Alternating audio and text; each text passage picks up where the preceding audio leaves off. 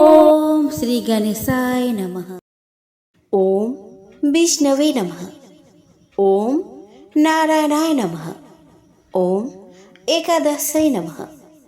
एकादशं पापहरां पुण्यदां धर्मवर्धिनीं त्रिस्पर्शां तां नमस्वामि याया मोक्षम लभामयहम्। श्रद्धा के संकल्प से जब हृदय में भक्ति भाव जागता है तब समय आता है उस दिव्य तिथि का, जब तीनों पुण्य तिथियों का संगम होता है। वह एक ही दिन जब दशमी का संयम, एकादशी का उपवास और द्वादशी का दान पुण्य तीनों का साक्षात फल प्रदान करते हैं। और तभी आती है त्रिस्पर्शा एकादशी। यह कोई साधारण एकादशी नहीं, यह तो त्रिकाल पापों का नाश करने वाली, त्रिलोकों को पावन करने वाली और भक्त के हृदय में हरि प्रेम की गंगा बहाने वाली तिथि है। कहा जाता है दशम्याम एकादश्याम च द्वादश्याम च विशेषतः त्रयाणाम स्पर्श संभूता त्रिस्पर्शा कीर्तिता शुभा। अर्थ है कि जिस एकादशी तिथि में दसवीं एकादशी और द्वादशी तीनों तिथियां स्पर्श करती है, वह त्रिस्पर्शा नाम से प्रसिद्ध है और अत्यंत पुण्यदायिनी मानी गई है। तो आइए हम सभी इस दुर्लभ व्रत को श्रवण करें, समझे और अपनाएं, क्योंकि यह वही दिन है जब तीनों तिथियों के स्पर्श से खुलते हैं मोक्ष के द्वार। हरि नाम का उच्चारण होता है साक्षात कल्याण का आह्वान। नारद जी बोले कि सर्वेश्वर, अब आप विशेष रूप से त्रिस्पर्शा नामक व्रत का वर्णन कीजिए, जिसे सुनकर लोग तत्काल कर्म बंधन से मुक्त हो जाते हैं। महादेव जी ने कहा कि विद्वान पूर्व काल में संपूर्ण लोकों के हित की इच्छा से सनत कुमार जी ने व्यास जी के प्रति इस व्रत का वर्णन किया था। यह व्रत संपूर्ण पाप राशि का समन करने वाला और महान दुखों का विनाशक है। विप्र, त्रिस्पर्शा नामक महान व्रत संपूर्ण कामनाओं का दाता माना गया है। ब्राह्मणों के लिए तो मोक्षदायक भी है। महामुनि जो प्रतिदिन त्रिस्पर्शा का नामोच्चारण करता है, उसके समस्त पापों का क्षय हो जाता है। देव आदिदेव महादेव ने मोक्ष प्राप्ति के लिए इस व्रत की सृष्टि की है, इसीलिए इसे वैष्णवी तिथि कहते हैं। इंद्रियों का निग्रह ना होने से मन में स्थिरता नहीं आती। मन की यह अस्थिरता ही मोक्ष में बाधक है। ब्राह्मण जो ध्यान धारणा से वर्जित, विषय परायण तथा काम भोगों में आसक्त है, उनके लिए त्रिस्पर्शा ही मोक्षदायिनी है। मुनि श्रेष्ठ, पूर्व काल में जब चक्रधारी श्री विष्णु द्वारा क्षीर सागर का मंथन हो रहा था, उस समय चरणों में पड़े हुए देवताओं के मध्य में ब्रह्मा जी से मैंने ही इस व्रत का वर्णन किया था। जो लोग विषयों में आसक्त रहकर भी त्रिस्पर्शा व्रत करेंगे, उनके लिए भी मैंने मोक्ष का अधिकार दे रखा है। नारद, तुम इस व्रत का अनुष्ठान करो, क्योंकि त्रिस्पर्शा मोक्ष देने वाली है। महामुने, बड़े बड़े मुनियों के समुदायों ने इस व्रत का पालन किया है। यदि कार्तिक शुक्ल पक्ष में सोमवार या बुधवार से युक्त त्रिस्पर्शा एकादशी हो, तो वह करोड़ों पापों का नाश करने वाली है। विप्रवर, और पापों की तो बात ही क्या है। त्रिस्पर्शा के व्रत से ब्रह्म हत्या आदि महापाप भी नष्ट हो जाते हैं। प्रयाग में मृत्यु होने से तथा द्वारका में श्री कृष्ण के निकट गौतमी में स्नान करने से शाश्वत मोक्ष प्राप्त होता है, परंतु त्रिस्पर्शा का उपवास करने से घर पर भी मुक्ति हो जाती है। इसीलिए विप्रवर नारद, तुम मोक्षदायिनी त्रिस्पर्शा के व्रत का अवश्य अनुष्ठान करो। विप्र, पूर्व काल में भगवान माधव ने प्राचीन सरस्वती के तट पर गंगा जी के प्रति कृपया पूर्वक त्रिस्पर्शा व्रत का वर्णन किया था। गंगा ने पूछा कि ऋषिकेश, ब्रह्म हत्या आदि करोड़ों पाप राशियों से युक्त मनुष्य मेरे जल में स्नान करते हैं। उनके पापों और दोषों से मेरा शरीर कलुषित हो गया है। देव गरुध्वज, मेरा यह पातक कैसे दूर होगा? प्राची माधव बोले कि सुबह तुम त्रिस्पर्शा का व्रत करो। यह 100 करोड़ों तीर्थों से भी अधिक महत्वशालिनी है। करोड़ों यज्ञ, व्रत, दान, जप, होम और संख्या योग से भी इसकी शक्ति बढ़ी हुई है। यह धर्म, अर्थ, काम और मोक्ष इन चारों पुरुषार्थों को देने वाली है। नदियों में श्रेष्ठ गंगा त्रिस्पर्शा व्रत जिस किसी महीने में भी आवे तथा वह शुक्ल पक्ष में हो या कृष्ण पक्ष में, उसका अनुष्ठान करना ही चाहिए। उससे करके तुम पाप से मुक्त हो जाओगे। जब एक ही दिन एकादशी, द्वादशी तथा रात्रि के अंतिम प्रहर में त्रयोदशी भी हो तो उसे त्रिस्पर्शा समझना चाहिए। उसमें दशमी का योग नहीं होता। देव नदी एकादशी व्रत में 10वीं वेद का दोष मैं नहीं क्षमा करता। ऐसा जानकर 10वीं युक्त एकादशी व्रत नहीं करना चाहिए। उसे करने से करोड़ों जन्मों के किए हुए पुण्य तथा संतान का नाश होता है। वह पुरुष अपने वंश को स्वर्ग से गिराता है और रौरव आदि नरकों में पहुंचाता है। अपने शरीर को शुद्ध करके मेरे दिन एकादशी का व्रत करना चाहिए। द्वादशी मुझे अत्यंत प्रिय है। मेरी आज्ञा से इसका व्रत करना उचित है। गंगा जी बोले कि जगन्नाथ, आपके कहने से मैं त्रिस्पर्शा का व्रत अवश्य करूंगी। आप मुझे इसकी विधि बताइए। प्राची माधव ने कहा कि सरिताओं में उत्तम गंगा देवी, सुनो, मैं त्रिस्पर्शा का विधान बताता हूँ। इसका श्रवण मात्र करने से भी मनुष्य पातकों से मुक्त हो जाता है। अपने वैभव के अनुसार 1 या आधे पल सोने की मेरी प्रतिमा बनवानी चाहिए। इसके बाद एक तांबे के पात्र को तिल से भर कर रखे और जल से भरे हुए सुंदर कलश की स्थापना करें जिसमें पंचरत्न मिलाए गए हो। कलश को फूलों के मालाओं से आवेष्टित करके कपूर आदि से सुवासित करें। इसके बाद भगवान दामोदर को स्थापित करके उन्हें स्नान कराए और चंदन चढ़ाए। फिर भगवान को वस्त्र धारण कराए। तदंतर पुराणोक्त सामयिक सुंदर पुष्प और कोमल तुलसी दल से भगवान की पूजन करें। उन्हें छत्र और उपानह यानी कि ज्योतियाँ अर्पण करें। मनोहर नैवेद्य और बहुत से सुंदर सुंदर फलों का भोग लगाए। यज्ञोपवीत और नूतन एवं सुदृढ़ उत्तरीय वस्त्र चढ़ाए। सुंदर ऊंची बांस की छड़ी भी भेंट करें। दामोदराय नमः कहकर दोनों चरणों की, माधवाय नमः दोनों घुटनों की, काम प्रदाय नमः से गुह भाग की तथा वामन मूर्तये नमः कहकर कटी की पूजा करें। पद्मनाभाय नमः से नाभि की, विश्व मूर्तये नमः से पेट की और ज्ञान गम्याय नमः से हृदय की और वैकुंठ गामिनी नमः से कंठ की, सहस्र बाहुवे नमः से बाहुओं की, योग रूपिण्यो नमः से नेत्र की, सहस्र शीर्षणय नमः से सिर की तथा माधवाय नमः कहकर संपूर्ण अंगों की पूजा करनी चाहिए। इस प्रकार विधिवत पूजा करके विधि के अनुसार अर्घ्य देना चाहिए। जलयुक्त शंख के ऊपर सुंदर नारियल रखकर उसमें रक्षा सूत्र लपेट दे। फिर दोनों हाथों में वह शंख आदि लेकर इस प्रकार बोले कि जनार्दन, यदि आप सदा स्मरण करने पर मनुष्य के सब पाप हर लेते हैं तो देव मेरे दो स्वप्न, अपशकुन मानसिक दुश्चिंता, नरकीय भय और दुर्गति जन्य त्रास हर लीजिए। महादेव, देवेश्वर, मेरे लिए यह लोक तथा परलोक में जो भय है उनसे मेरी रक्षा कीजिए तथा ये अर्घ्य ग्रहण कीजिए। आपको नमस्कार है दामोदर, सदा आप में ही मेरी भक्ति बनी रहे। तत्पश्चात धूप दीप और नैवेद्य अर्पण करके भगवान की आरती उतारे। उनके मस्तक पर शंख घुमाए। यह सब विधान पूरा करके सदगुरु की पूजा करे। उन्हें सुंदर वस्त्र, पगड़ी और अंगा दे। साथ ही जूता, छत्र, अंगूठी, कमंडलू, भोजन, पान, सप्तधान्य तथा दक्षिणा दे। गुरु और भगवान की पूजा के पश्चात श्री हरि के समीप जागरण करे।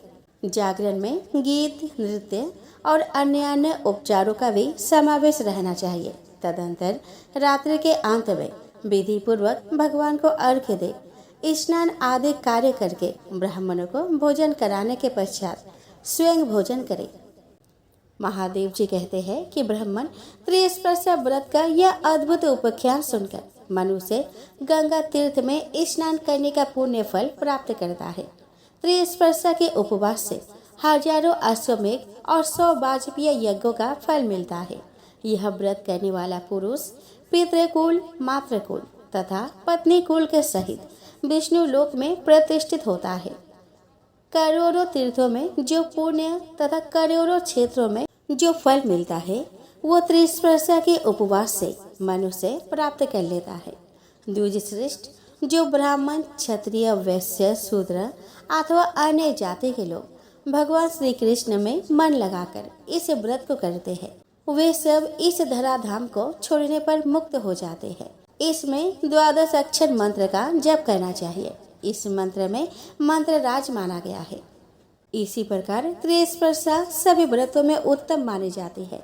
जिसने इस व्रत को किया उसने संपूर्ण व्रतों का अनुष्ठान कर लिया। पूर्व काल में स्वयं ब्रह्मा जी ने इस व्रत को किया था। तदंतर अनेकों ऋषियों ने भी इसका अनुष्ठान किया। फिर दूसरों की तो बात ही क्या है। नारद, यह त्रिस्पर्शा मोक्ष देने वाली है। दोस्तों, पूर्व काल में श्री वत्स गोत्र में उत्पन्न पद्मनाभ नामक एक जितेंद्रिय ब्राह्मण था। वह दयालु, उपासशील, सत्यवादी, सभी प्राणियों को अपने ही समान देखने वाला तथा विषय कामना से रहित था।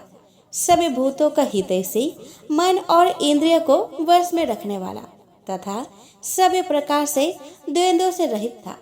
कितने ही वर्ष तक वह सूखे पत्ते चबाकर रहा। कुछ काल तक केवल जल पीता रहा। फिर कई वर्ष तक उसने केवल वायु का आहार किया।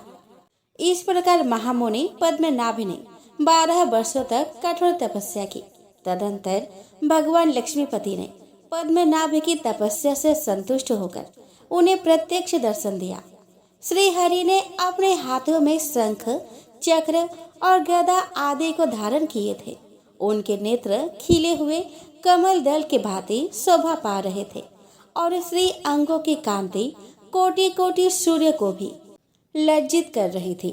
पद्मनाभ ने आंखें खोलकर शंख चक्रधारी शांत स्वरूप करुणा सागर वेंकटनाथ भगवान श्रीनिवास का दर्शन किया।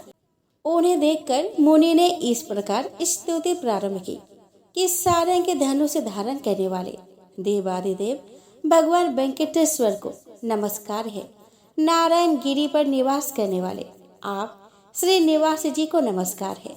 पापों का नाश करने वाले सर्वव्यापी भगवान विष्णु को नमस्कार है। शेषाचल निवासी आप भगवान श्रीनिवास को नमस्कार है, जो तीनों लोकों के स्वामी, विश्वरूप, सबके साक्षी तथा शिव और ब्रह्मा आदि के लिए भी वंदनीय है, जिनके नेत्र कमल के समान है, जो क्षीर सागर में शयन करते हैं तथा जो दुष्ट राक्षसों का संहार करते हैं। उन भगवान श्रीनिवास को नमस्कार है, जो भक्तों के प्रियतम दिव्य स्वरूप, देवताओं के स्वामी तथा शरणागतों के पीड़ा का नाश करने वाले हैं, जो योगियों के पालक, वेद और भक्तों के पापों का संहार करने वाले हैं। उन श्रीनिवास भगवान विष्णु को नमस्कार है। चक्र तीर्थ निवासी पद्मनाभ मुनि के द्वारा इस प्रकार स्तुति किए जाने पर परम ऐश्वर्यशाली विश्वरूप दया निधान वेंकटनाथ भगवान श्रीनिवास बहुत संतुष्ट हुए और बोले कि महाभाग, तू मेरे चरण बिंदों के पूजक हो। द्विश्रेष्ठ, इस चक्र तीर्थ तट पर मेरी पूजा करते हुए तुम एक एक कल्प निवास करो।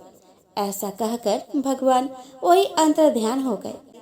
तब से परम बुद्धिमान पद्मनाभ मुनि चक्र तीर्थ के किनारे निवास करने लगे। कुछ काल के पश्चात वहां एक भयंकर राक्षस आया। वह क्रूर क्षुधा से पीड़ित होकर नारायण परायण पद्मनाभ मुनि को अपना ग्रास बनाना चाहता था।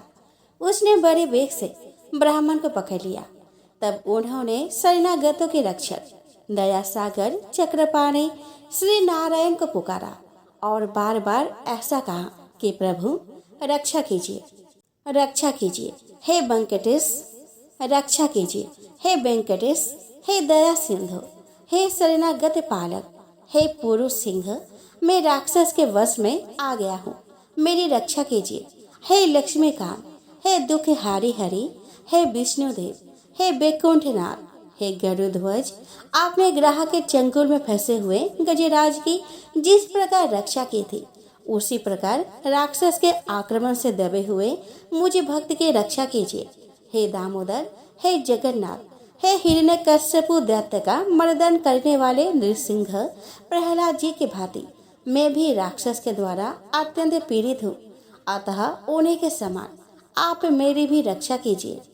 पद्मनाभ के इस प्रकार स्तुति करने पर अपने भक्त के ऊपर भय आया हुआ जानकर दयानिधान चक्रपाणी ने भक्त की रक्षा के लिए अपने चक्र को भेजा।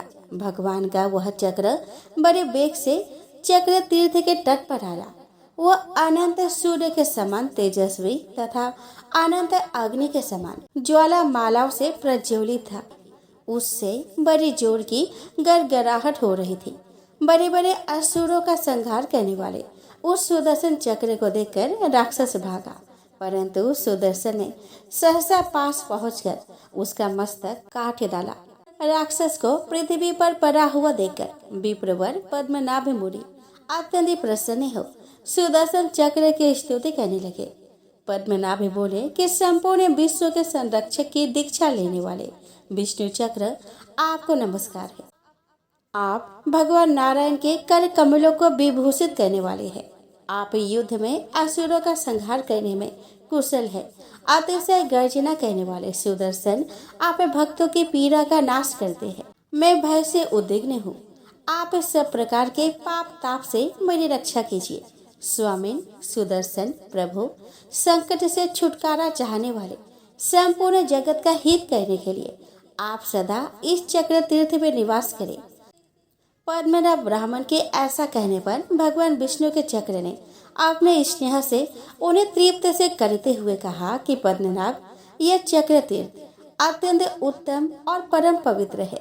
मैं संपूर्ण लोगों का हित करने के लिए सदा इस तीर्थ में निवास करूंगा। आपके ऊपर दुरात्मा राक्षस के द्वारा आए हुए संकट का विचार करके भगवान विष्णु से प्रेरित होकर मैं शीघ्र यहाँ पे आ पहुँचा। आपको पीड़ा देने वाले उस अधम राक्षस को मैंने मार डाला और आपकी उसके भय से रक्षा की, क्योंकि आप भगवान के भक्त हैं। विप्रवर, सभी पापों का हरण करने वाले इस परम पवित्र चक्र तीर्थ में सभी लोगों की रक्षा के लिए मैं सदा निवास करूंगा।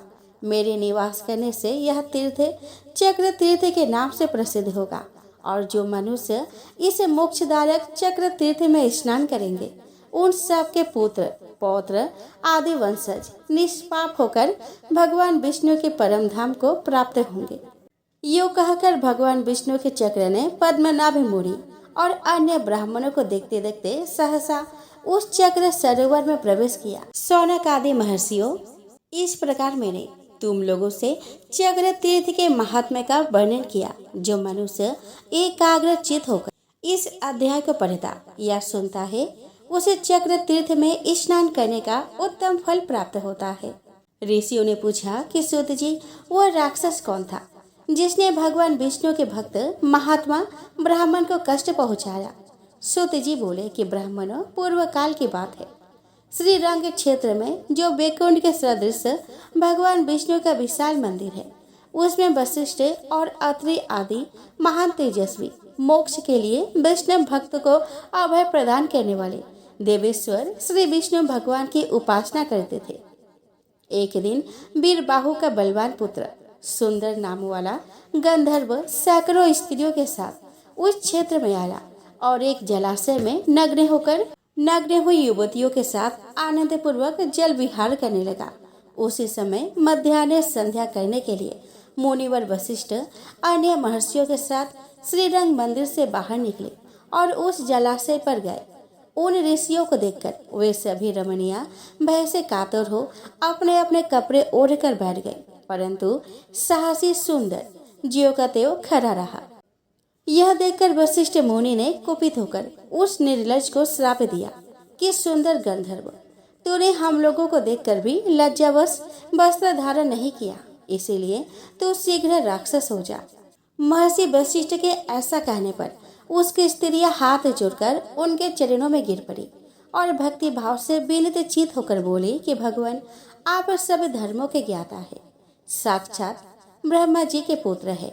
दया सिंधु पति ही नारियों का उत्तम भूषण कहलाता है।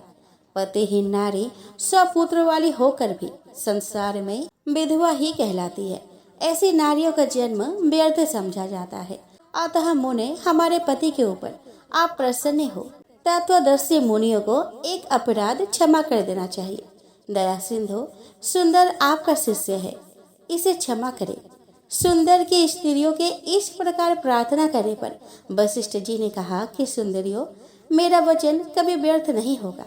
इससे छूटने का उपाय बतलाता हूँ, उसे श्रद्धा पूर्वक सुनो। यह राक्षस के समान आकार वाला सुंदर आज से 16 वर्षों के बाद इच्छा अनुसार घूमता घामता सर्व पापहारी वेंकटाचल पर पहुंच जाएगा और वहां चक्र तीर्थ पर जाएगा। देवंगनाओं, चक्र तीर्थ पर महायोगी मुनिवर पद्मनाभ जी रहते हैं। उन्हें खा जाने के लिए जब यह आक्रमण करेगा, तब ब्राह्मण की रक्षा के लिए भगवान विष्णु का भेजा हुआ उत्तम चक्र इसका मस्तक काट डालेगा। तदंतर श्राप से मुक्त होकर यह तुम्हारा पति सुंदर अपने स्वरूप को प्राप्त होकर पुनः स्वर्गलोक में चला जाएगा। श्री रंगनाथ में भक्ति करने वाले वशिष्ठ जी ऐसा कहकर शीघ्र ही अपने आश्रम को चले गए। तदंतर राक्षस रूप में परिणत हुआ भयानक आकार वाला सुंदर इधर उधर घूमता हुआ गिरिश्रेष्ठ वेंकटाचल पर आया और चक्र तीर्थ पर भी जा पहुंचा। इस भ्रमण में ही उसके 16 वर्ष बीत चुके थे। तदंतर चक्र तीर्थ निवासी पद्मनाभ को खा जाने के लिए उसने बड़े वेग से आक्रमण किया। मुनि ने भगवान विष्णु की स्तुति की और भगवान ने राक्षस द्वारा पीड़ित पद्मनाभ की रक्षा के लिए चक्र को भेजा। इस प्रकार चक्र ने आकर उस राक्षस का मस्तक काट डाला। तब वह राक्षस शरीर छोड़कर दिव्य देह धारण करके विमान पर जा बैठा। उस समय उसके ऊपर फूलों की वर्षा हो रही थी। उसने हाथ जोड़कर सुदर्शन को प्रणाम किया, फिर उन्हें द्विश्रेष्ठ पद्मनाभ को भी प्रणाम करके उनकी आज्ञा लेकर सुंदर गंधर्व स्वर्ग को चला गया।